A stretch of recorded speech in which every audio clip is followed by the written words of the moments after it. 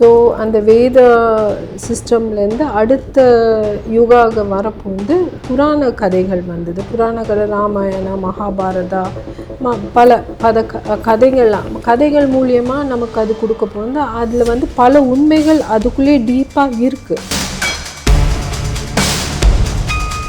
ஒன்று ஒன்றா நம்ம அதுக்கு கேள்வி கேட்குறோம். அதுக்குள்ளே வரப்போகுது இது ஏன் இப்படி இருக்குது, ஏன் இந்த கோயில் கட்டியிருக்காங்க, இது எந்த வழியில் கட்டியிருக்காங்க. ஸோ ஒவ்வொன்றா நம்ம கேள்வி கேட்க எல்லா கேள்விக்கும் பதில் இருக்குது இந்த தர்மத்தில். அவர் குழந்தையிலேயே அவருக்கு வந்து அது ஒரு ஆர்வம் இருந்தது. பட் அது சனாதன தர்மான்னு அப்போ தெரியல. நாங்கள் இங்கே நிறைய பேர் வந்து ஹிந்துவிசம்னா ஏகப்பட்ட சாமி, ஏகப்பட்ட சிலை, அதில் எந்த சாமின்னு தெரியாது, அப்படி தான் பலர் பேசுகிறாங்க. பட் அது வந்து ஐடல் வர்ஷிப்பு, அதாவது சிலைகளை மட்டும் நம்ம வச்சு நம்ம வர்ஷிப் பண்ணுறது கிடையாது. ஜோ எழுதிய never forget how much I love you என்ற நூலின் தமிழாக்கம் அருள்வள்ளன் அரசு. நான் உன்னை எவ்வளவு நேசிக்கிறேன் என்பதை ஒருபோதும் மறந்து விடாதே. நூல்கள் இப்போது விற்பனைக்கு. இந்த சேனலுக்கு உங்களது பங்களிப்பை செலுத்த விரும்பினால் சப்போர்ட் பண்ணுங்க. உங்களுடைய சிறு உதவி எங்களுக்கு மிகப்பெரிய ஆதரவாக இருக்கும். நன்றி. வணக்கம். ஃபாரினர் ஒருத்தர் வந்து இந்து மதத்துக்கு மாறிட்டாரு, சனாதனம் கற்றுக்கிட்டாரு, சமஸ்கிருதம் கற்றுக்கிட்டு நிறைய வேத மந்திரங்கள்லாம் பேசுகிறாரு அப்படின்னு ஒரு செய்தி கேள்விப்பட்டு எப்படி ஒரு ஃபாரினர் எப்படி இந்து மதத்துக்கு மாறினாரு, அப்படின்னா அவருக்கு இன்ஸ்பிரேஷனாக இந்து மதத்தில் இருந்தது அப்படிங்கிற நிறைய கேள்விகள் நம்மகிட்டே இருந்தது. அதை தான் அந்த ஃபாரினர் கிட்டே நம்ம கேட்டு தெரிஞ்சுக்க போகிறோம். தமிழக பக்தர்களுக்கு புரியணும் அப்படிங்கிறதுக்காக டிரான்ஸ்லேட் பண்ணுறதுக்காக நம்ம கூட கீதாஞ்சலி மேடம் இருக்காங்க. சாரோட பேர் என்ன, சார் எந்த நாட்டிலேருந்து வந்திருக்காங்க அப்படிங்கிறத அவங்ககிட்டே நம்ம கேட்டு தெரிஞ்சுக்கலாம். வணக்கம் சார். வணக்கம். வணக்கம். உங்களுக்கு வணக்கம். ஓகே சார், ஆக்சுவலி நீங்கள் உங்கள் பேர் என்ன, நீங்கள் எந்த கண்ட்ரிலேருந்து வந்திருக்கீங்க, எதனால இந்து மதத்துக்கு மாறி இருக்கீங்க? My name is Lutz Shankara. I am from Switzerland and I come since 30 years to India and now we are here in Chennai. Thank you for the opportunity to have the interview with you and I love to speak about my experience in Sanatana Dharma. Why I like Sanatana Dharma? I like God, I like spirituality, and I like all mystic themes since my young age. So I was always in search and reading about spiritual things. Born up in a Christian country, my connection to the Christianity was there, not to the institutional things, but to Jesus I had a very big connection. So, I start searching and researching and going deeper.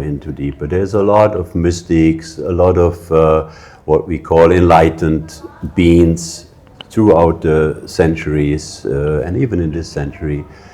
What we call as gurus here, or yogis, or siddhas, or the mystics. I was always interested in these kind of things, and I started researching and learning. Okay. So, our பேர் லுட்ஸ் சங்கரா. அவர் வந்து ஸ்விட்சர்லாண்டில் வாழ்ந்துட்டுருக்காரு. அவர் சின்ன வயசுலேருந்து கிறிஸ்டியானிட்டியில் பிறந்து வளர்ந்து அதை follow பண்ணிகிட்டு இருந்தார்.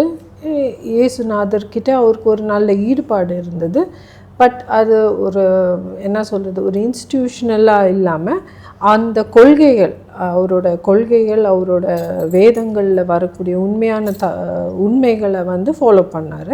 But அவருக்கு இந்த மிஸ்டிக், அந்த ஆன்மீகத்தில் உரிய ஆழமான கருத்துக்கள், அதில் உள்ள உண்மைகள், அதை பற்றி தெரியணுன்னு அவருக்கு ரொம்ப ஆவல் இருந்ததால் பல கல்ச்சரோட உண்மைகள் அதுக்குள்ளே கொஞ்சம் டீப்பாக போய் படிக்க தொடங்கி அது என்ன ஏதுன்னு சொல்லிட்டு அவர் அடிக்கடி ட்ரையல் பார்த்து அது எப்படின்ட்டு உண்மையை புரிஞ்சிக்கிட்டு அதில் வந்து கடைசியாக வந்து நம்ம சனாதன தர்மத்தில் யோகிகள், சித்தர்கள், இவங்களோட பாதையில் பல உண்மைகள், அதாவது சயின்டிஃபிக்காக இருக்கிற ஒரு ஆன்மீகம் அப்படின்னு சொல்லிட்டு அதை புரிஞ்சிட்டு அவர் இதை பின்பற்ற தொடங்கிட்டார்.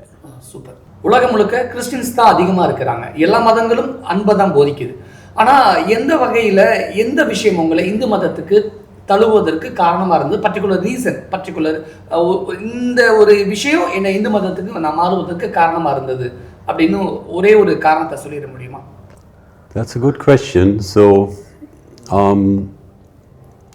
India itself is a special location in the universe and on the earth. So, இந்தியாவே உலகத்தில் வந்து இருக்கிற ஒரு இடம், உலகத்திலேயே வந்து ஒரு ஸ்பெஷலான இடம் அதுக்கு அந்த மேப்லேயே. Before I answer the question, I want to make one thing clear. There's a lot of religions in the world, but on my perspective, there's only one God. Okay. So, and in the different countries and different areas, this God has different name, but it is the same God. One Creator, one God. So உலகத்தில் பல religion இருக்குது, பல பேரில் அவங்க சாமியை கூப்பிடுறாங்க, but எல்லாமே ஒரே தெய்வம், ஒரே கொள்கை தான். அதுதான் நம்ம வந்து புரிஞ்சிக்கணும். நிச்சயமா. And yeah, this God, when he started creating, he saw it's a big job, so he needed a lot of help. So we come later maybe to the concept of the Sanatana concept of Purusha and Prakriti, so Shiva and the Shakti principle. But to answer the question is India is a special vortex towards the higher places. So in India you can really work out your karma. That's why so many incarnations I think happen in India, most populated country, 1.5 billion people. Because here you can fast go towards your goal to reach the Paramatma inside you. So ரிலிஜனில் ஹிந்துவிசமில் உங்களுக்கு ஒரு நான் பேசிக் பிரின்சிபலை விட அந்த புருஷா பிரகிருதி, அதாவது சிவன் சக்தி தத்துவன்ட்டு இருக்குது. ஆனால் இது மெயின் வந்து இந்தியாவிலேயே உங்களுக்கு வந்து மெயினாக இருக்குன்றது, இந்தியான்றது ஒரு ஸ்பெஷல் வோட்டெக்ஸ், ஒரு என்ன சொல் எனர்ஜி பாயிண்ட் ஆக்சுவலாக. அது இந்த இடத்துல பிறக்கிறவங்க வந்து அதை அவங்க கர்மாவை ஆக்சுவலாக ஈஸியராக ஒர்க் அவுட் பண்ண முடியும். ஸோ அதால் தான் ஆன்மீகம் தேடல் வந்து இந்தியாவுக்கு தேடி வரவங்க நிறைய பேர் இருக்காங்க, யோகிங்க நிறைய பேர் இந்தியாவில் வாழ்ந்துட்டு இருக்காங்க. அண்ட் அவங்க ஒர்க் அவுட் பண்ணுறது, அச்சீவ் பண்ணுறது இங்கே தான் அதிகம் மற்ற நாட்டை விட. ஸோ இந்த பாயிண்ட்டுக்கு வந்து கனெக்ஷன் அவங்களுக்கு ஈஸியராக கிடைக்கிற மாதிரி, ஒரு வோட்டெக்ஸ் கனெக்ஷன் வந்து உங்களுக்கு ஈஸியராக கிடைக்கிற மாதிரி உங்களுக்கு இருக்கிறதால தான் இந்த கண்ட்ரியே ஒரு ஸ்பெசிஃபிக் ஒரு தர்மிக் ஒரு பொசிஷனில் இருக்குது. ஆன்மீகத்துக்குள்ளே போகணும்னு நினைக்கும் பொழுது ஏன் இந்தியாவை சூஸ் பண்ணீங்க? இந்தியா ஸ்பெஷல் அப்படின்னு சொல்லிட்டீங்க, ஆன்மீகத்துக்குன்னு சொல்லிட்டீங்க. பர்டிகுலராக ஏன் சமஸ்கிருதம் கற்றுக்கிட்டீங்க? சனாதன தர்மம் நான் கற்றுக்கிட்டேன்னு சொன்னீங்க. சனாதன தர்மம்னா என்ன? உங்களுடைய பாயிண்ட் ஆஃப் வியூ, உங்களுடைய புரிதல் என்ன அப்படின்னு சொல்லிட முடியுமா? So that was the introduction part. Usually we should start with a Ganapati Homa or with a Ganapati mantra when we start such a conversation. So I will start now. Now we're going into the deep aspects. So, Om Gam Ganapataye Namaha, Om Hrim Shri Gurubhyo Namaha, Shuklam Bharadaram Vishnum Shashivaranam Chaturpujam Pasanavaranam Dhyaye Sarva Vigno Pashantaye. Om Maha Ganapataye Namaha. So, Sanatana Dharma, as the word says, is the eternal truth. And short. So Sanatana தர்மான்றது ஒரு உலக அறிஞ்ச உண்மை, அதுதான் இந்த தர்மத்தில் இருக்கிறது. So when the Sanatana was very, very old, very ancient, from beginning of time, let's say, and the Vedic cosmology is very vast and very interesting. Why I personally choose Sanatana Dharma is because you have really answers to all questions. So for a researcher or for somebody who researches spirituality, you will find every answer to every question you have. So Sanatana தர்மான்றது ரொம்ப பழமையான ஒரு இது. இந்த அதுக்கு இத்தனை தொன்மைன்னு சொல்லி அதை நம்ம வந்து ஒரு முடிவு போட முடியாது. அது பல யுகங்களையும் தாண்டி ரொம்ப பழமையான ஒரு கருத்து, ஒரு பாதை. அதில் வந்து ஒருத்தவங்க வந்து ஸ்பிரிச்சுவாலிட்டியில் ஆன்மீகத்தில் வந்து அவங்க என்னென்ன அவங்களுக்கு கேள்வி இருக்குதோ அந்த கேள்விக்குரிய எல்லா பதிலுமே அதில் இருக்குது. பதிலாக மட்டும் இல்லாமல் ஒரு சயின்டிஃபிக் அப்ரோச்சோடு இருக்கும் அந்த பதில். ஜஸ்ட்டு ஒரு பதில் நம்ம தேடுறோம் ஒரு ஆன்சர் வருதுன்னு இல்லாமல் அதுக்கு ஒரு சயின்டிஃபிக் ஒரு அறிவியல் சார்ந்த ஒரு உண்மை இருக்கும். ஸோ அதை எப்படி அடையணும், ஏன் அதை பின்பற்றணுன்ட்டு இருக்கும். So the spiritual system out where I come from in the West is based on love your neighbor, love your next, love your enemy. It's a very nice practice. It's very simple and it's easy to follow. Yeah, but it's also in certain places misused, like a lot of religious things, also in Hinduism, everywhere, because we are in Kali Yuga and everything will be little corrupted or money making or materialistic approach to it. So, but eternal truths you cannot corrupt. There may be the variations, but the truth will always stay the truth. And so நான் பொதுவாக நான் வந்து வந்த ஒரு கல்ச்சரில் அதை கிறிஸ்டியானிட்டியில் வந்து love, அதாவது லவ் யூ எனிமி, நம்ம எதிரியை கூட நம்ம வந்து அவங்களுக்கு அன்பை காமிக்கணும், அன்பால் இது வென்றுடணும் அவங்க செய்கிற தப்பை அப்படின்னு சொல்லிட்டு அந்த கல்ச்சரில் அது நல்ல ஒரு தீம் தான். ஆனால் சானத்தான தர்மாவில் வந்து அது வந்து ஒரு பழைய உண்மை. அது அந்த உண்மைகள் வந்து பல பாதைகளில் வருதே தவிர அது வந்து யாரும் என்ன சொல்ல அது மேனிப்புலேட் பண்ண முடியாது, அதை மாற்றியோ இது பண்ண முடியாது. சில பேர் அது வந்து தவறான முறையில் ஈவன் கிறிஸ்டியானிட்டியில் இருக்கட்டும் நம்ம ஹிந்துவிசமில் இருக்கட்டும் அவங்க சொந்த இதுக்காக மணி மேக்கிங் அந்த மாதிரி அவங்க வந்து அதை தப்பான கருத்துக்கள் கூட கொண்டு வரலாம். பட் அந்த உண்மைன்றது அது ஒரு ஸ்டாண்டிங், அது ஒரு ட்ரூத்து. அந்த ட்ரூத் வந்து எப்போவுமே மாறாது. பல டைவர்ஷனில் போகலாம், பட் ட்ரூத் எப்போவுமே உண்மையாக அதான் உண்மை என்றைக்குமே நிலை நின்றுடும் அப்படின்ட்டு. So the Vedic cosmology is very interesting to study. When the rishis came and guided humanity on earth, and then was the Vedic times. So there was a lot of elaborated practices to achieve goals, to connect to God.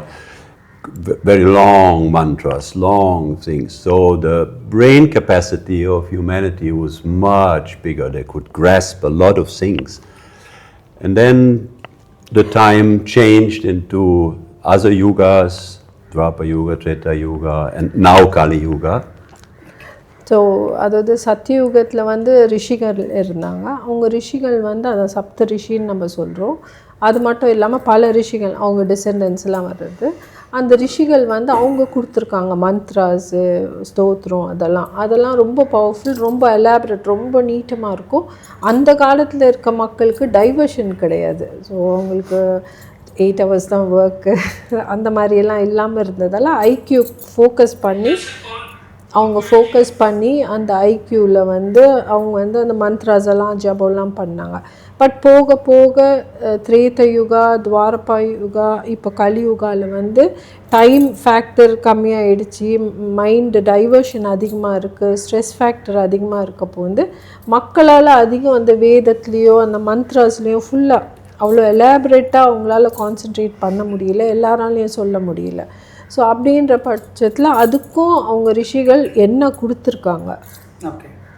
So in the next phases of time then the Puranas came. So because people could not grasp the vast amount of information in the Vedic scriptures, so then the Puranas came. Nice stories, the Ramayana, this so like fairy tales they were read, but there's a lot of woven truths into these stories who people can remember better. So it could carry on the Vedic knowledge to the Puranic time, and now it's Kali Yuga, so Shiva gave the tantric texts. So these are texts, the tantric texts, which are even more easier to practice. And then it's made for the Kali Yuga, the tantric texts. So அந்த வேத சிஸ்டம்லேருந்து அடுத்த யுகாக வரப்போ வந்து புராண கதைகள் வந்தது. புராண கதை ராமாயணா, மகாபாரதா, பல கதைகள் மூலியமாக நமக்கு அது கொடுக்கப்போ வந்து அதில் வந்து பல உண்மைகள் அதுக்குள்ளே டீப்பாக இருக்குது. அந்த உண்மைகளை புரிஞ்சு நம்ம அந்த வாழ்க்கையை நடத்துகிற மாதிரி, ஸோ நம்ம லைஃப் ஸ்டைலு, டிசிப்ளின் எல்லாமே அதிலே கொண்டு வர மாதிரி, ஸோ இதுதான் செய்யணும், இதுதான் செய்யக்கூடாது அப்படின்ட்டு அந்த மாதிரி கொடுத்து அந்த சிஸ்டமில் கொண்டு வந்தாங்க. பட் அதுவும் போக போக அந்த யுகங்க மாற மாற, மக்களோட லைஃப் ஸ்டைல் மாற மாற, மெட்டீரியலிஸ்டிக் ஆக நெக்ஸ்ட் வந்து சிவா வந்து இந்த கலியுகத்துக்காக அவர் தந்திரிக் பார்த்து கொடுத்துருக்காரு. இந்தியாவில் இந்து மதம்னு ஒரு மதம் இருக்குது. அந்த இந்து மதத்துக்குள்ளே சனாதன தர்மம்னு ஒரு தர்மம் இருக்குது. அந்த சனாதன தர்மம் இந்த மாதிரியான கருத்துக்கள் எல்லாம் போதிக்குது அப்படின்னு உங்களுக்கு யார் வழிகாட்டுனா? உங்களுக்கு எப்படி இந்த விஷயங்கள்லாம் தெரிய வந்தது? My deep feeling and understanding is that it is not the first time I am being connected to this philosophy or this way of life, which is also called Sanatana dharma. அவர் வந்து இது வந்து என்னோட முதல் என்ன சொல்கிறது connection கிடையாது இந்த தர்மாவுக்கு. பல வருஷத்துக்கு அதான் பல இன்கார்னேஷனுக்கு முன்னாடியே எனக்கு இந்த கனெக்ஷன் இருந்திருக்கு. அதால் தான் நான் இப்போ இதை தேடி இன்னும் அதுக்குள்ளே டீப்பாக போயிருக்கிறேன். So once you tap into the aspect of reincarnation, which was in the olden Christian texts also, Jesus talked about reincarnation, but it was cut out. So when you believe in the reincarnation, then you easily come to the Sanatana dharma philosophy and concept. So reincarnation அதான் என்ன சொல்கிறது, அந்த முன் ஜென்மம், பூர்வ ஜென்மம், அந்த பந்தத்துக்குள்ளே நமக்கு ஏதோ ஒரு கனெக்ஷன் இருந்தால் தான் நம்ம இதுக்கு வர முடியும். இந்த பூர்வ ஜென்மம் அதை பற்றி ஆல்சோ கிறிஸ்டியானிட்டியில் பேசியிருக்காங்க. ஜீசஸ் கிரைஸ்டும் அதை பற்றி, பட் அவங்க கொஞ்சம் கொஞ்சமாக பைபிளில் அந்த பாட்டெல்லாம் ஒதுக்கிட்டு அதெல்லாம் காமிக்கிறது இல்லை. பட் அதுவும் இருக்குது, இந்த டெக்ஸ்ட்டும் இருக்குது. ஸோ அந்த இதில் நம்ம போப்போ வந்து கரெக்டாக நம்ம டேப் பண்ணி நம்ம சோலோட ஆன்மாவோட வழியை நம்ம பார்த்தோன்னா அது இந்த சனாதன தர்மாவில் தான் வந்து விடும். ஏன்னா அதுதான் பழமையான ஒரு தர்மம், உலகம் ஃபுல்லாகவே இருந்தது. இட் இஸ் நாட் அதுக்கப்புறம் வந்தது தான் கிறிஸ்டியானிட்டியோ மற்ற ரிலிஜன்ஸோ நம்ம சொல்லலாம். பட் பழமையான மெயினானது இருந்தது, உலகம் பூரா இருந்தது வந்து இந்த தர்மம் தான் இருந்தது, ஹிந்துவிசம்னு கூட இல்லை. So my system, my energy system, my body system recognizes something which I forgotten or which I felt. So actually you cannot convert into Sanatana dharma. That is not a conversion thing. This comes from the heart. You feel it right, and then you go into it. So that is how I can explain it. You feel it is right. And then when you start questioning things, what is the world, what is the dimensions, what is the different areas, where are the gods living, why is this temple built like that? So you find answers. Here you find answers. So Sanatana Dharma வந்து அது ஒரு feeling, அது உண்மை தெரிஞ்சோடனே நமக்கே அது connection, இதுதான் நமக்குரிய வழி அப்படின்னு சொல்லிட்டு நம்ம அந்த பாதையை எடுத்து நான் அதில் போயிட்டுருக்கிறேன். ஒன்றா நம்ம அதுக்கு கேள்வி கேட்குறோம். அதுக்குள்ளே வரப்போ வந்து இது ஏன் இப்படி இருக்குது, ஏன் இந்த கோயில் கட்டியிருக்காங்க, இது எந்த வழியில் கட்டியிருக்காங்க. ஸோ ஒவ்வொன்றா நம்ம கேள்வி கேட்க, எல்லா கேள்விக்கும் பதில் இருக்குது இந்த தர்மத்தில். ஓகே, அந்த சனாதன தர்மத்துக்கான முதல் கேள்வி, அந்த இந்து மதத்துக்கான முதல் கேள்வி உங்ககிட்ட எப்போ தொடங்குச்சு? எப்போ அந்த முதல் கேள்வி, எந்த கேள்வி, எந்த இடத்துக்கு போகும்பொழுது, எந்த கோயிலை பார்த்து அல்லது எந்த கருத்துக்களை பார்க்கும் பொழுது இந்த ஸ்பார்க் உங்களுக்குள்ள கேள்விகளாக மாறுச்சு? I think I felt it like a child already, but I didn't know it was Sanatana dharma. ஒரு குழந்தையிலேயே அவருக்கு வந்து அது ஒரு ஆர்வம் இருந்தது, பட் அது சனாதன தர்மான்னு அப்போ தெரியல.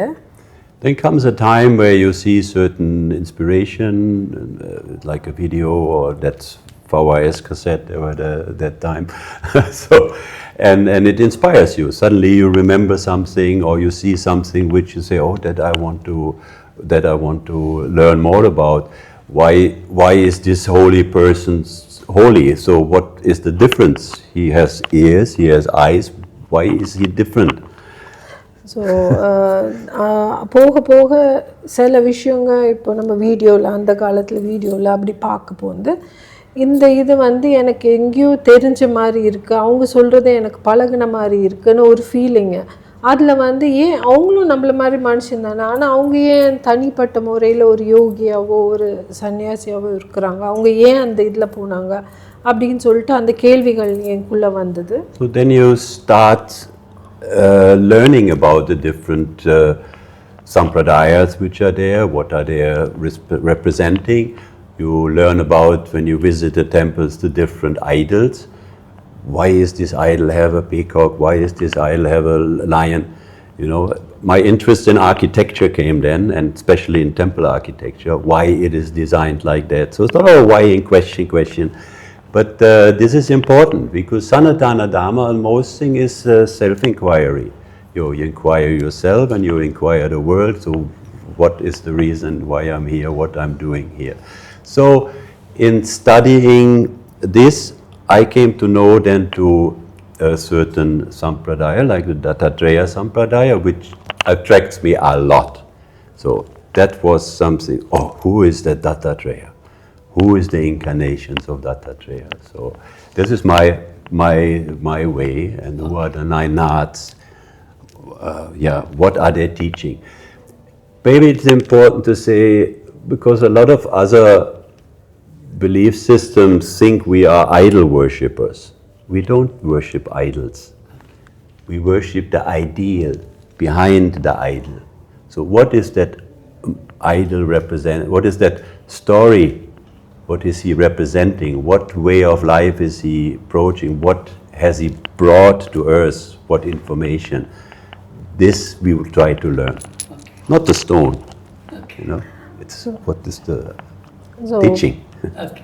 பல கோயில்களுக்கு போகும்போது அங்கே ஏன் ஒருத்தர்கிட்ட மயில் இருக்குது, ஏன் ஒருத்தவங்க கிட்ட சிங்கம் இல்லை புலி இருக்குது, ஒருத்தவங்க கிட்ட எலி இருக்குது. ஸோ இந்த கேள்விகள்லாம் வரப்போ வந்து அது ஏன், அது என்ன எனர்ஜி, அது வந்து ஏன் இந்த மாதிரி போட்டிருக்காங்க, அதுக்கு பின்னாடி இருக்கிற கருத்து என்ன. ஸோ நாங்கள் இங்கே நிறைய பேர் வந்து ஹிந்துவிசம்னா ஏகப்பட்ட சாமி, ஏகப்பட்ட சிலை, அதில் எந்த சாமின்னு தெரியாது, அப்படி தான் பலர் பேசுகிறாங்க. பட் அது வந்து ஐடல் வர்ஷிப்பு, அதாவது சிலைகளை மட்டும் நம்ம வச்சு நம்ம வர்ஷிப் பண்ணுறது கிடையாது. அது பின்னால் இருக்க ஐடியல் பிரின்சிபிள்ஸு, அந்த கருத்துகள், உண்மையான பேசிக் கருத்துக்கள் என்னான்னு தெரிஞ்சிட்டு நம்ம வந்து அதை ஃபாலோ பண்ணால் நமக்கு அதில் உள்ள உண்மை தெரியும். ஸோ நான் இதில் மெயின் ட்ரூத்து தான், வேறு எதுவுமே கிடையாது. அந்த ட்ரூத் என்னன்றதை புரிஞ்சு நம்ம நடந்தோன்னா நமக்கு இன்னும் ஈஸியராக இருக்கும். இதெல்லாம் ஏன் கோயிலில் வச்சுருக்காங்க அப்படின்னா, இது மக்கள் வந்து ஒரு சிலையை பார்த்தா அவங்களுக்கு அதில் ஒரு ஈர்ப்பு, அதை பார்த்து கும்பிடணுன்ட்டு, இல்லை ஒரு ஃபோட்டோ அதை பார்த்து கும்பிடணும். பட் அதில் இருக்கிற பேசிக் பிரின்சிபலும் அது என்னன்னு தெரிஞ்சு கும்பிட்டாங்கன்னா அவங்களுக்கும் ஒரு புரிதல் இருக்கும், அவங்களுக்கு ஒரு ஃபார்வர்ட், அதை ஒரு அடுத்த ஸ்டெப்புக்கு கொண்டு போகிற மாதிரியும் இருக்கும். நாத் சம்பிரதாயம். ஸோ இவருக்கு வந்து டைரெக்டாக வந்து தத்தாத்ரேயா அந்த பல சம்பிரதாயங்கள் இருக்குது உங்களுக்கு ஃபாலோ பண்ணுறது. ஸோ இந்த பல சம்பிரதாயங்கள் இவர் வந்து நாத் சம்பிரதாயால் தத்தாத்ரேயா அவர் தான் அதில் மெயினானவர். ஸோ நாத் அந்த நவநாதருக்கு வருவாங்க, அதில் கோரக்நாத், மத்சேந்திரநாத், அந்த மாதிரி ஆதிநாத் அப்படின்ட்டு அந்த மாதிரி அந்த நவநாதருங்க ப்ளஸ் தத்தாத்ரேயா அந்த நாத் சம்பிரதாயத்தில் இவர் போயிட்டுருக்காரு, அவர் ஃபாலோ பண்ணுறாரு. So then you start learning, you start reading, like the Guru Charita in the Dattatreya Sampradaya, and the more you read, the more you learn. Sometimes the more questions you have. So, but yeah, you go deeper and deeper. You search for a teacher It's like in school also, you go to different teachers, you learn different aspects of the philosophy and of the practice. And suddenly it starts then also that you want to do some sadhana. You want to, why are the yogis meditating in caves? Why, what do they reach? So every philosophy or every guru says there is nothing outside, the God is inside you. So that is what you have to look for. So எல்லா இதுவும் follow பண்ணி கொஞ்சம் கொஞ்சமாக படிக்க இன்னும் ஆழமாக ஒவ்வொரு உண்மைகள் வெளியே வர இன்னும் கொஞ்சம் டீப்பராக நம்ம போய் இன்னும் நம்ம தேடிகிட்டே இருக்கிறோம். தேடி ஒரு குரு, அது நம்ம ஸ்கூலில் இருக்கிற மாதிரி ஒவ்வொரு கிளாஸ்க்கு டிஃப்ரெண்ட் டீச்சர்ஸ் மாதிரி ஒவ்வொரு ஸ்டேஜில் ஒவ்வொரு குரு வந்து நமக்கு ஒரு புரிதல், ஒரு ஆன்மீக விஷயத்தை சொல்லி அவங்க கொடுப்பாங்க. எல்லா குருவும் இந்த தர்மத்தில் வந்து இந்து மதத்தில் வந்து அவங்க என்ன சொல்கிறதுனா கடவுள் தான், கடவுள் வெளியே இல்லை, எல்லோரும் உள்ளே தான் இருக்காங்க. இது மட்டும் இந்த தர்மத்தில் சொல்கிறது. கடவுள் உள்ளே இருக்க கடவுளை நம்ம ஆன்மா கண்டுபிடிச்சி சேர்றது தான்